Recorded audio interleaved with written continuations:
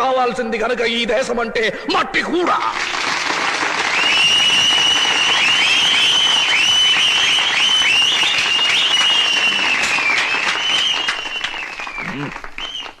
బాగా కొట్టారు, కానీ ఎందుకు కొట్టారు ఈ చప్పట్లు? నేను ఇప్పుడు మాట్లాడిన దానికి ఈ మీటింగ్ కి ఏవైనా సంబంధం ఉందా? చెవులున్నాయి కదా అని వినేయటం, చేతులున్నాయి కదా అని చప్పట్లు కొట్టేయటం, ఇలా ఉపన్యాసాలు వినే మీరు మోసపోతున్నారు కాబట్టే ఇలాంటి నాయకులు అవుతున్నారు. మీరే అయ్యగారు, మీరే. వెనకటి నాయకులు తమ ఆస్తుల్ని ప్రజలకు దారబోస్తే ఇలాంటి నాయకులు ప్రజల ఆస్తుల్ని దోచుకుంటున్నారు. జీకే ఏంటి పిచ్చివాగుడు?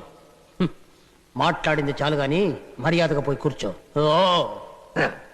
మంత్రి గారు నన్ను మాట్లాడొద్దంటున్నారు. ఆ పైన